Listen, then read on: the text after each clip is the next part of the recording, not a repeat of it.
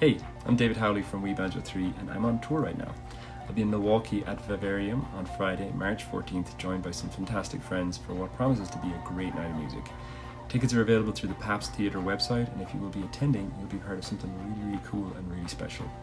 The concert will be live streamed by MATC television students on Milwaukee's PBS YouTube channel and later broadcast on Milwaukee PBS on Saturday, May 17th. I'd love for you to be there in person, online, and on the air. So see you March 14th at Bavarian. Thanks. Thank you very much. My name is David Howley. Give it up for Mr. Ryan Riley on Mizuki.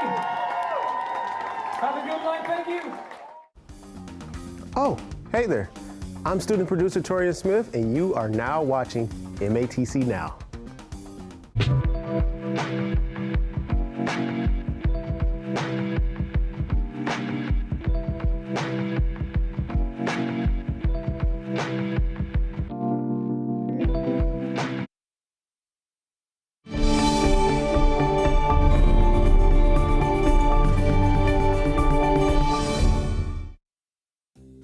Peace of mind is a state where your brain is calm and untroubled by worry.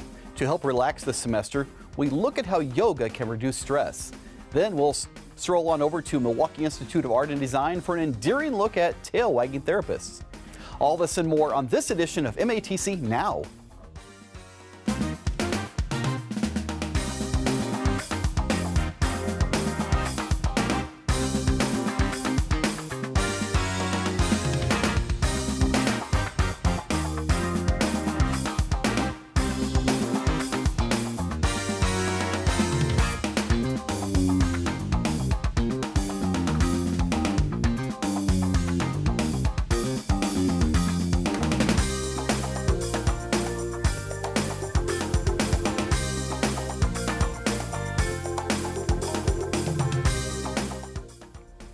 Good afternoon and welcome back to MATC Now. If you missed us during our break, well, we're back and ready to carry out the rest of the season.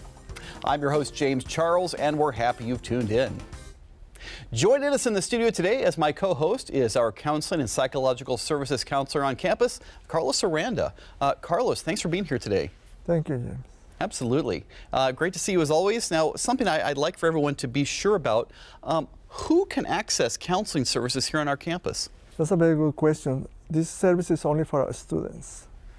Excellent. And how many times a day does a student come in your office, do you think? We serve students from 8 in the morning until 4:30 every day. All right, so as long as school's open, it sounds like a student can come in and get services. That's great. All right, Carlos, we'll talk a little bit more about that as we go along here. Always great to know that we have great resources on campus for students. Thanks for bringing that along. I appreciate that. All right, and as we move along here, you know, Carlos, something I want you to know about. When I was back in college, there were only 4 basic food groups: sugar, salt, pizza, and, well, let's forget the 4th group. These days, college students have science to guide them into making smart and healthy meal choices. Here to explain is our new on-campus reporter, a very familiar face to longtime viewers, Shannon O'Dwyer. Shannon, where do your travels take you today? You may have heard the term, you are what you eat. Taking care of your mental health also means taking care of what you put into your body. Our diets have a significant influence on our mood and brain health. If you're the type of person who reads the labels closely on food packaging, stick around to see how students of food science at MATC analyze food ingredients. Thanks, Shannon. Coming up, student producer Nick Moore takes us down to MATC's biochemistry lab to show us how instructor Dina Borisenko bonds with and keeps an eye on her classes. But first, student passion reporter Lasierra Flowers and student producer Ethan Ramsey pull everything into focus with MATC Times photographer Juan Carlos Wood. In today's society, mental health is a huge topic. There are so many avenues for help in our mental well-being. And while more permanent solutions such as therapy is crucial to ensuring good mental health, there are also temporary escapes that we use to get our minds off of our struggles just for a few hours. I had the chance to speak with photographer student Juan Carlos Wood about how he began photography and how it has shaped his mental health for the better.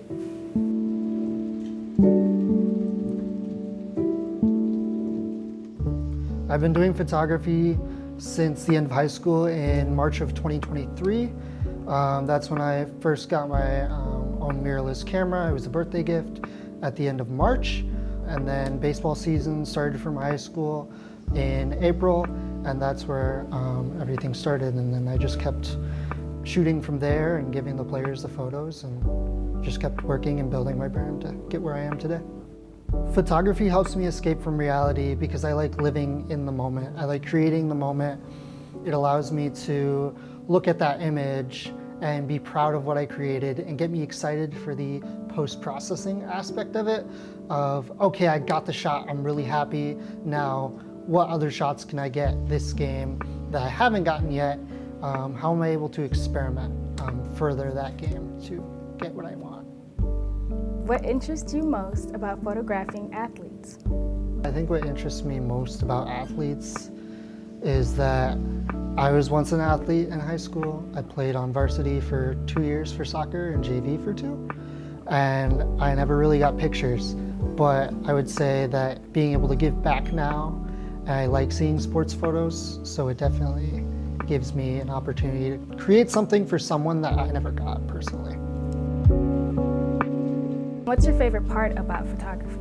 My favorite part of photography would definitely have to be the connections you make with people. It allows me to become more social, whereas if we're not talking about photography, I may not be as social, but if it's almost seen as like a quote-unquote love language, other photographers love networking, everybody's there to support each other, and all around you just get to chit-chat at games while still making the content that you want to, and you get to build your connections further, which helps you get more and more jobs. Don't think of something as too big or too small. Last January, I was introduced to the MATC Times as a photographer and slowly became more invested in contributing content. And that definitely has opened a lot of doors for me to photograph in. Like photography for Juan Carlos, there are so many different things that students can get involved with to help their mental health live a happier and healthier life. I'm Student Passion Reporter Lasierra Flowers, and this has been Student Passion Report.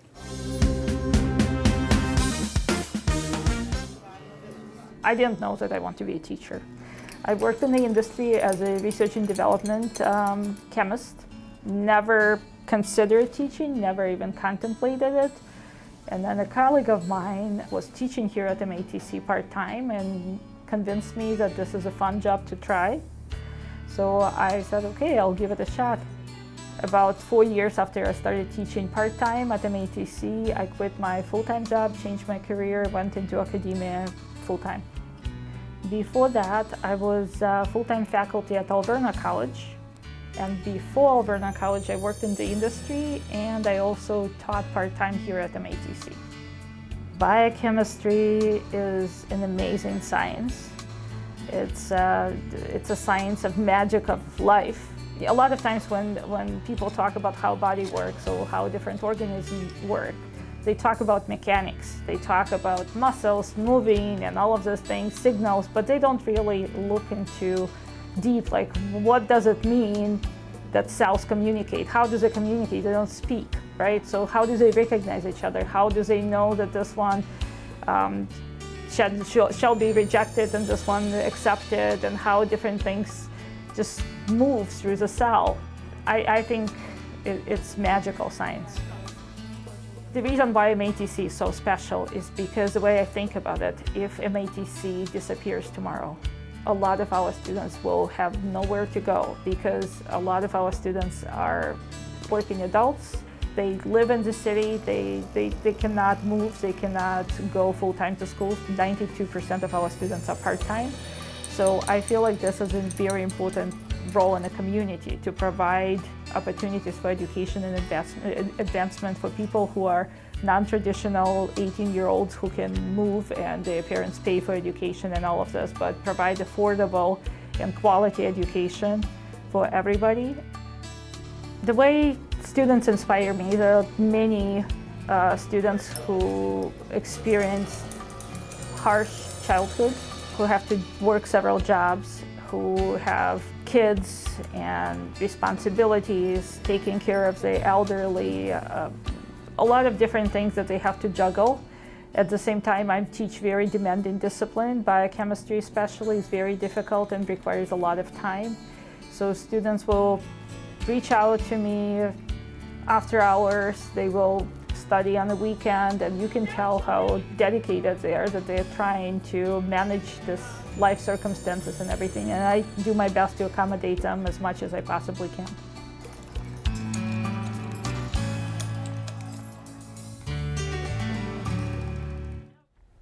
Every day, hundreds of random moments occur on campus, and one always finds that right moment to point and shoot. Absolutely, James. That takes skills to showcase these moments for the players and teams. Have you ever wondered how scientists create the nutrition labels that you see on food packaging? How do scientists measure the caffeine content in energy drinks? Shannon O'Dwyer is downtown at MATC's Food and Science Lab. Shannon. Thanks, James. We are here with MATC's Marie Kolmerauer, and Marie is an instructor of food science and chemical technology. So Marie, could you tell us, where are we right now? Yeah, we're in MATC's Chemical Analysis Lab. This lab is used for two programs, chemical technology, where we can measure chemicals, pharmaceuticals, and environmental samples, but also food science technology, which we'll be talking about today, where we can measure different molecules in foods and beverages. So since we're talking about molecules, what are some of the common molecules that have been found in food that have either energizing or calming effects? Well, I'm sure people are very familiar with different energy drinks. I have one here, and you can see some of the different ingredients that have been added to this energy drink. Caffeine is one that we all know has an energizing effect, but there's other molecules like vitamins and amino acids that can be added. On the other side of that, there are also molecules and minerals that can be added in order to make a calming product, which we'll talk about in a little bit. Well, since we're on the topic of caffeine, could you show us how a student in the lab today would maybe measure that? Yeah, this is with one of the instruments right here. This is called the High Performance Liquid Chromatography Instrument, otherwise known as HPLC. And what it does is it will separate out the caffeine molecule in any beverage in order to quantify the amount of caffeine in that specific product. Wow, cool. So it's going through this and then coming out the other end and in levels that we can perceive? Yep, we have all the samples here, and what it does is it injects a small amount of a sample. It travels through a column in order to be separated, and then a detector is able to tell us the exact quantity of caffeine in that sample. Wow, very cool. Very, very cool. Obviously, it seems that if we're talking about measuring caffeine levels, it seems very important that we have a specific measurement of caffeine or any molecule, but why is it so important that we know the specific measurement? Well, there are a few reasons. The first is that every molecule has a upper limit that is safe to consume, and that is set by the Food and Drug Administration. So a food company would want to know what that limit is and then make sure that their product is below that limit so that they don't cause any adverse effects for consumers. Now, on the inverse side, since we covered caffeine, what is another molecule or ingredient commonly found in food that has a calming effect? Yeah, one is right here. I've been seeing lately how magnesium is being added to beverages or food products that have calming effects, because that really helps with decreasing cramps in your muscles, and people are taking it like before bedtime in order to calm down. So this is a product that has added magnesium to it, which might have a calming effect on you. And this is also an instrument that can quantify that amount of electrolyte in a product. Could you explain a little bit how this works? Yeah, this is called an atomic absorption spectrophotometer, and you can see the flame there. What happens with this instrument is you can send a sample through that flame, and that sample would absorb the energy from that flame. And depending on how much energy is absorbed, we can then use that to quantify the amount of electrolyte in the sample. Wow, very, very cool. Now, just to kind of wrap it up real quick, what are examples of ingredients that someone should either stray away from if they're trying to improve their overall health? Yeah, we talked about how caffeine has an upper limit, and any vitamin or mineral or molecule would have that upper limit. So you would just want to make sure that you stay within that limit as a consumer. The best way to do that is by just consuming whole foods and not over-consuming supplements. So it turns out everything in moderation. Yes, exactly. Well, thank you so much. I learned a lot today, and I hope you all did as well. Back to you in the studio, James. Thanks, Shannon. You know, we should all take a closer look at those labels now. Namaste is the word of the day, and student producers Anthea Shelton and Alexis De Jesus take us to the Integrative Health program to show us the benefits of yoga. But first, student producers Max Martinson and Latea Booker get a pause on experience with Pets Helping People at MATC. As the end of the school year gets closer, college students across Milwaukee are determined to ensure they finish the semester strong. But putting in extra work means extra time away from their canine companions at home. And while every student deals with the stresses of schoolwork in their own way, one group believes in relieving that stress through their lovable, cold-nosed furry friends. Located in southeastern Wisconsin, the nonprofit organization Pets Helping People and their pack of volunteer therapy dogs have worked to give an emotional lift to those in need for over 25 years. Executive Director Lisa Hare is at the heart of their mission. What we do is we provide training and certification for therapy teams, so people who want to bring their dogs out into the community and make a difference. We also do connections with facility partners within the community who want to have visits from therapy dogs. So for instance, right here at MATC, what we're doing is called a comfort pause stress relief visit. So we typically do these around exam times, and that's just where we bring the dogs in and the students just get to love on the dogs. But while every dog can be loved, not all of them can be therapy dogs. Becoming a therapy dog requires special training, and for that, Pets Helping People turn to their lead trainer, Corey Schneider. My approach to dog training is all about the relationship you and your dog have. I want to reward your dog for doing the things that you want them to do appropriately, such as general behaviors. I don't want to correct those, like nuisance behaviors like counter surfing. I don't want you to punish your dog. I just want to reward them for not putting their paws up, for example, for walking with you instead of punishing the pulling, for example. I want to help you guys understand what motivates your dog, what rewards your dogs, because for each dog it's different. Some dogs it's food, some dogs it's play, other dogs it's just simply affection, and that's, in terms of therapy work, that's where those dogs really thrive, is the therapy work. And when the new therapy dogs finally complete their training, they're ready to put in the work to restore the health of people who need it the most. The impact of our therapy teams is really, it's almost immeasurable. There's so much. I mean, there's the mental effect, right? So the ability to reduce stress, to bring down anxiety. There's also the physiological aspects of it. So really, studies will show reducing blood pressure, lowering heart rate. So when people are able to pet a dog, be with the dog, the impact is limitless. I think it's second to none. The therapy dogs that go to places such as MATC, MATC, you're away from home. You may not have your dog there, but somebody else's dog that loves unconditionally is there for you. And it eases all those burdens, all those stresses, and just helps you just warm up, overcome those things. That's where therapy dogs work is so important. So the next time you're feeling down, consider spending some time with these adorable pups, and maybe even give Kevin a treat and a high five. The body and mind aren't separate forces. The two work in tandem to make up a person's physical and mental health. That partnership is what inspired instructor Shayna Broadwell to begin the construction of the Integrated Health program at MATC's OnCampus, which broadens the ideas of holistic care in the West.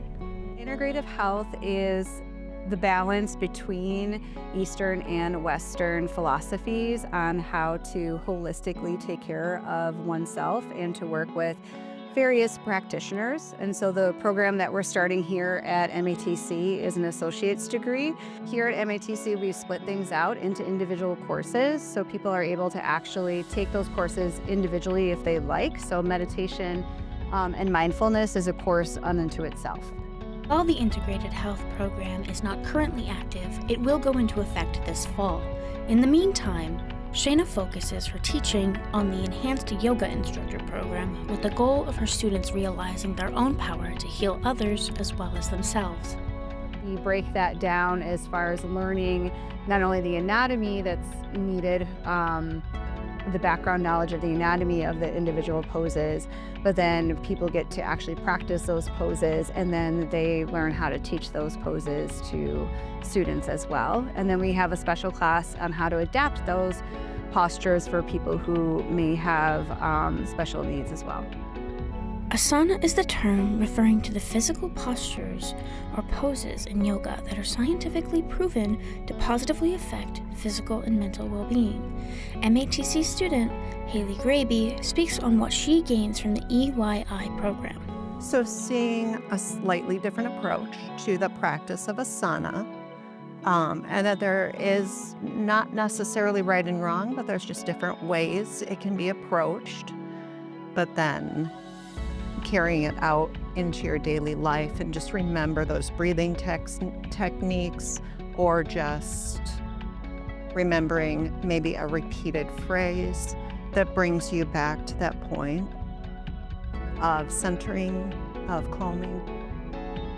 I find them to be very useful tools.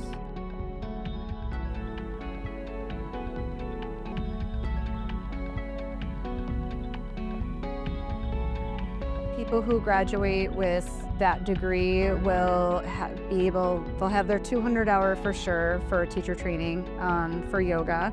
If they would like to use some of their electives to do the 500-hour for teacher training, they can do that and have that 500 level. They will also be able to be a certified personal trainer and a certified health coach. I really hope that people learn how much power they have within themselves to heal and to have health and wellness and peace of mind at their own fingertips.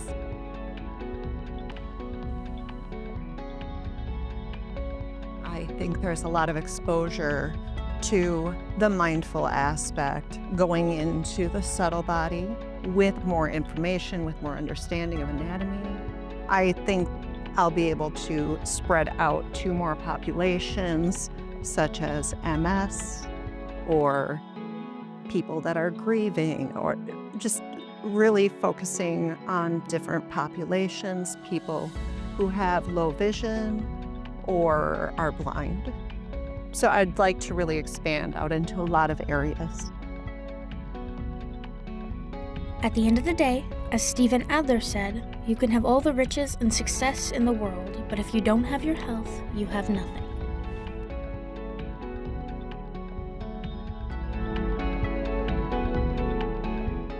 You know, that is truly a doggone adorable way to reduce stress, as well as a great way to improve your physical and mental health with the Integrative Health Program. Working in concert with these resources are our MATC retention coaches. With us today in studio is our bilingual retention coach, Samantha Burgos. Samantha, welcome to the program. Thank you for having me. Now, retention coach, what is your role? What does that mean? And where do you come into the spectrum here? Yeah, thank you so much for asking. So when a student comes to MATC, they'll partner with their advisor to pick out their classes. And then once they've begun their academic journey, sometimes they find obstacles or challenges. That's when they really want to connect with a retention coach. We operate from that same level of principles and ideologies of life coaches, executive coaches. So we're working in the field of positive psychology to craft goals, to strategize, create game plans so students achieve their goals. This can look like improved study habits, test-taking skills, reducing anxiety, those sorts of things for academic success. Of course. Samantha, how do you track a student's progress? Thanks for asking. So all of us, we have a system called EAB Navigate where we keep notes. Of course, it's confidential information, so we won't share that out, but it's to help us ensure that we have updated information on the student. And we're able to look at midterms, we're able to look at their grades, and so we can keep track with them and say, hey, you know, I got your midterms, great work. And celebrate with them, or hey, you know what I noticed, the midterms, let's connect. When do you have some time to meet? We want to help make sure that you're on the track you want to be on. And sometimes it takes a team approach, correct? Sometimes you and Carlos will team up on different projects? Absolutely, yeah, for sure. If I'm working with a student, we're trying to craft a way forward, and I notice that perhaps there's some healing that they need to work on, I'll direct them right over to our LPCs, and they do a phenomenal job of teaming up with us. Excellent. Well, Samantha, thanks for coming on our program and explaining how students can access that valuable resource here on our campus. Happy to be here. Thank you for having me. Well, you know, there's a time for spring cleaning and a time for spring cooking. Here with those back on campus delights is our very own Chef Aiyana. Chef, what's dishing over there? Thanks, guys. I'm glad to be back. We'll be preparing ceviche. Ceviche is a traditional dish originating from Peru. Ceviche can be cooked with wide ranges of different fish or shellfish. Ceviche is typically made with raw ingredients as the citric acid in the juice cooks the bacteria. The ingredients we will use today are medium shrimp, lemons, limes, Roma tomatoes, red onion, cilantro, jalapeno, salt and pepper, cucumber, avocado, and tostadas. Be sure to have a large bowl to mix all of your ingredients in. Depending on how many people you're cooking for, you will want to use more ingredients. Today, we will be using 1 cup of each portion since I'll be having this for myself. One thing about ceviche is that it's a refreshing meal that is perfect for spring and summer. To get started, I'll begin by adding our red onion. We'll want to cut them into diced pieces so they're able to be scooped up with a chip or onto a tostada easy enough. Onions can be considered a superfood. They have been shown to help with skin and reducing blood sugar, bone health, all the good stuff. Next, we can move on to our tomatoes. We are going to be cutting these into roughly the same-ish size. Fun fact about tomatoes, like onions, they are indigenous to the Andes Mountains and are a staple in Latin cuisine. They're also a staple in Italian cuisine. There are some theories floating around that because of the use of tomatoes and onions in their cuisine, Italian food could technically be considered Latin food, but I don't know if I want to start that fight today. Unsurprisingly, tomatoes are 95% water. All the slipping around, you could never guess, right? Now that our tomatoes are in the bowl, next thing we can add is some spice. We're going to use sliced jalapenos, which we have here. Just grab a little bit, toss it in the mix. There you have your little kick. Next, we have the shrimp. These are uncooked shrimp that we are gonna cut into small dice, just like the onions. We're gonna give it a cut in half and then cut those halves in halves. And then give them a nice dice. Tomatoes are related to shrimp because of how wet they are. Throw that in your bowl. Next, we have some diced cucumber. Add that into our mix. Some cilantro.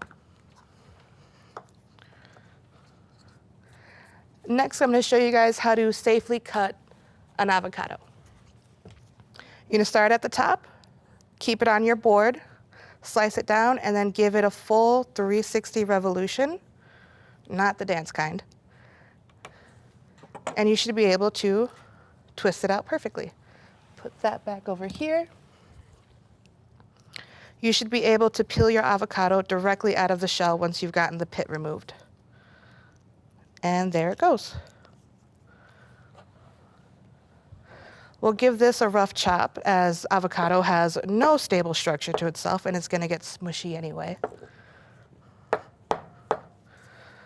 With that in the bowl, we can finish this off with lemon and lime juice. And when we're done, this is exactly what it's supposed to look like. This is a refreshing and light meal that's perfect for packing in the proteins and nutrients you need when kicking off spring and summer.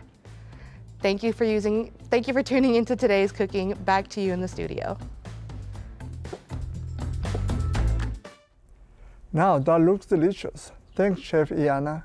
Let's go over and take a look at what Jen has for us in this week's MATC Minute.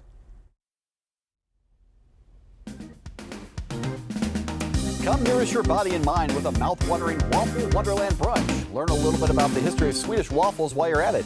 This brunch is on March 12th from 12 to 1 p.m. on the lower atrium at the Oak Creek campus. If you're planning on graduating in the spring or summer of 2025, make sure to apply for spring graduation before the March 31st deadline to be part of the college's commencement ceremony. Did you know 38% of the population is eligible to donate blood, but only less than 5% do so? Join us on March 17th for a blood drive at the MEC OnCampus. Make a difference and help those in need. Join MATC President Dr. Anthony Cruz for Coffee with Cruz. Come take a break and chat with fellow classmates or staff on March 11th at the West Ellis Campus Cafeteria. Now, if you've been having a rough day, take a pause with MATC's very own therapy dog, Pepper. That's in the C building on the second floor. For more information, dates and times for these events and others on campus, check out matc.edu/events. Thanks, James. I will make sure to ask Pepper, who's a good dog, on my way back to the office. What do a sculpture, a staircase, and a shoreline have in common? Beckett Williams discovered the well of water park for this week's Hidden Gems KE. Hello, I'm student producer Beckett Williams, and today we're at Atwater Park to relax and decompress for this week's Hidden Gem KE.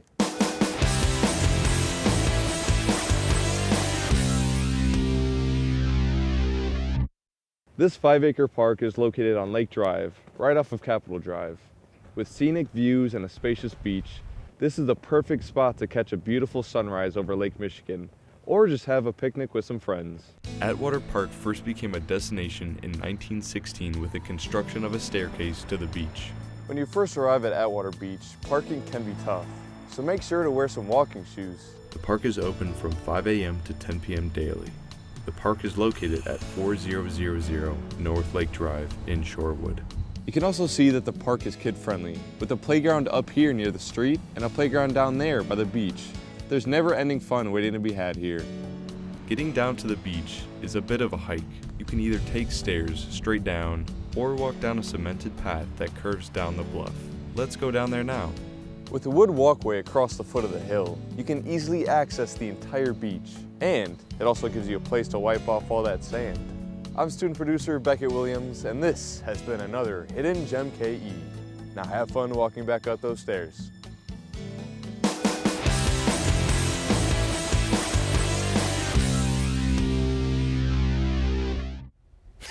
Forget a sleep noise wave machine. I can just go there and hear the real thing to relax. Thanks, Beckett. Thanks also to Carlos and Sam for joining us today on the program. Thank you for joining me. Absolute pleasure, as always. It was great. Thanks for having us. And thanks to all of you for joining us on another edition of MATC Now. I'm your host, James Charles, and we'll see you again next week.